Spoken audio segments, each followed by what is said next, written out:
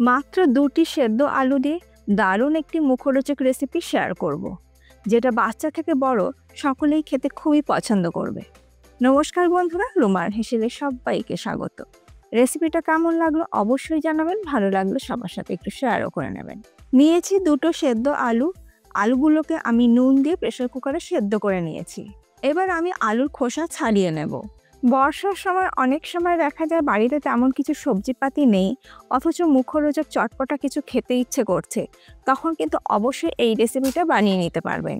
আলু দুটোর খোসা ছাড়িয়ে নেবার পর গ্রেটারের সাহায্যে গ্রেট করে নেব। গ্রেটারের সাহায্যে গ্রেট করে নিলে আলুর মধ্যে আর বড় কোনো টুকরো থাকবে না। আলু যদি আগে সেদ্ধ করা থাকে তাহলে এই রেসিপিটা 15 মিনিটের মধ্যেই তৈরি হয়ে যাবে। আর আপনারা যদি বাচ্চাদের স্কুলের টিফিনে বা লাঞ্চ বক্সে এই রেসিপিটা দিতে চান তাহলে অবশ্যই রাত্রে আলু সেদ্ধ করে ফ্রিজে রেখে দেবেন, সকালবেলা তাহলে ফটাফট হয়ে যাবে। আলু দুটো গ্রেটারের সাহায্যে গ্রেট করে নেবার পর নুন দিয়ে দিচ্ছি স্বাদ মতন, আর দেব চালের গুঁড়ো 3 টেবিল স্পুন। চালের গুঁড়োর পরিবর্তে আপনারা কর্নফ্লাওয়ারও ব্যবহার করতে পারেন, আর এটা দিচ্ছি বাইন্ডিংয়ের জন্য। এবার এই সব কিছু একসাথে আটার মতন করে মেখে নেব। জল দেওয়ার কিন্তু একদমই প্রয়োজন নেই, কারণ আলু তো সেদ্ধ করা। এখানে আমি চালের গুঁড়ো 3 টেবিল স্পুন ব্যবহার করেছি। যদি আপনাদের মনে হয় চালের গুঁড়ো বা কর্নফ্লাওয়ার আরও একটু প্রয়োজন আছে তাহলে অবশ্যই অ্যাড করতে পারেন। আলু আর চালের গুঁড়ো একসাথে ভালো করে মেখে নেবার পর এবার আমি ছোট ছোট লেচি কেটে নেব। রেস্টে রাখার কিন্তু একদমই প্রয়োজন নেই। সমস্ত মিশ্রণটা থেকে লেচি কেটে নেবার পর 2 হাতের সাহায্যে প্রেস করে গোল গোল ছোট ছোট বলের মতো শেপ দিয়ে নেব। আমি ছোট ছোট বলের শেপ দিয়ে নিচ্ছি, আপনাদের ইচ্ছে হলে একটু বড় সাইজেরও করতে পারেন। আর দেখুন, হাতে কিন্তু এতটুকুও লেগে যাচ্ছে না। হাতে কিন্তু আমি কোনোরকমভাবে তেল বা ঘি মাখাইনি। সমস্ত মিশ্রণটা থেকে ছোট ছোট বলের শেপ দিয়ে নেবার পর নিয়ে নিয়েছি একটি স্টিলের স্ট্রেনার। এবার এই পাত্রের মধ্যে সামান্য একটু সাদা তেল নিয়ে ব্রাশ করে নেব, যাতে স্টিম করার পর বলগুলো স্ট্রেনারের গায়ে আটকে না যায়। এবার এই তৈরি করে নেওয়া বলগুলো স্টিলের স্ট্রেনারের মধ্যে আমি রেখে দিচ্ছি, তবে একটু ফাঁক ফাঁক করে রাখবো যাতে একটার গায়ে একটা লেগে না যায়।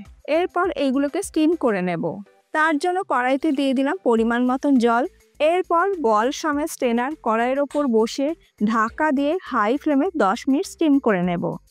অপর দিকে আমি কিছু ভেজিটেবল কেটে নেব। নিয়েছি একটা ক্যাপসিকাম, তবে পুরো গোটা ক্যাপসিকামটা আমার লাগবে না, হাফ ক্যাপসিকাম আমি একটু বড় চৌকো টুকরো করে কেটে নেব। আপনারা কিন্তু আপনাদের পছন্দ মতন শেপে কেটে নিতে পারেন।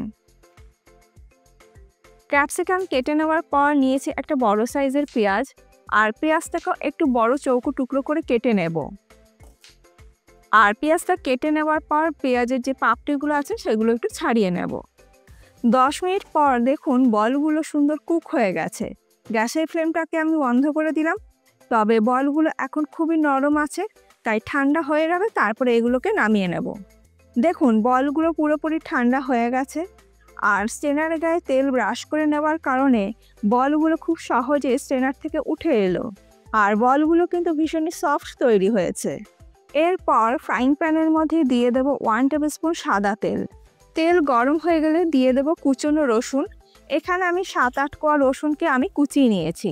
আর দেব আদা কুচি, 1 ইঞ্চি আদাকে আমি কুচিয়ে নিয়েছি। আদা রসুন মিনিট 2 ভেজে নেবার পর এর মধ্যে দিয়ে দিচ্ছি কুচনো কাঁচা লঙ্কা, তবে ঝালটা অবশ্যই নিজেদের স্বাদ মতন ব্যবহার করবেন। আর দেব বড় বড় চৌকো টুকরো করে কেটে নেওয়া পেঁয়াজ। গ্যাসের ফ্লেমটাকে হাইতে রেখে ভেজে নেব। 1 মিনিট পেঁয়াজ ভেজে নেবার পর দিয়ে দিচ্ছি বড় চৌকো টুকরো করে কেটে নেওয়া ক্যাপসিকাম। গ্যাসের ফ্লেমটাকে হাইতে রেখে কিন্তু এগুলোকে ভেজে নেব। সবজি যাতে নরম না হয়ে যায় সেটা কিন্তু একটু খেয়াল রাখতে হবে। সবজি যদি খুব বেশি নরম হয়ে যায় তাহলে কিন্তু খেতে ভালো লাগবে না। সবজি ভাজতে ভাজতে অপর দিকে একটা বাটির মধ্যে নিয়ে নিলাম 1 টেবিল স্পুন কর্নফ্লাওয়ার। এরপর এর মধ্যে জল দিয়ে কর্নফ্লাওয়ারটাকে ভালো করে গুলে নেব। অপর দিকে দেখুন সবজি কিন্তু সুন্দর ভাজা হয়ে গেছে, কিন্তু নরম হয়ে যায়নি। এবার আমি এর মধ্যে দিয়ে দিচ্ছি 3 টেবিল স্পুন টমেটো কেচাপ। আর দেব 1 table spoon red chili sauce.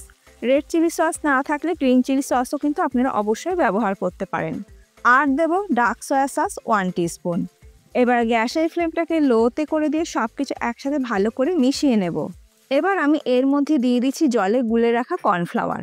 গ্যাসের ফ্লেমটাকে কিন্তু লোতে রেখেছি। সব কিছু ভালো করে আমি মিশিয়ে নিচ্ছি। এরপর এর মধ্যে আমি দিয়ে দিচ্ছি স্টিম করে নেওয়া বলগুলো।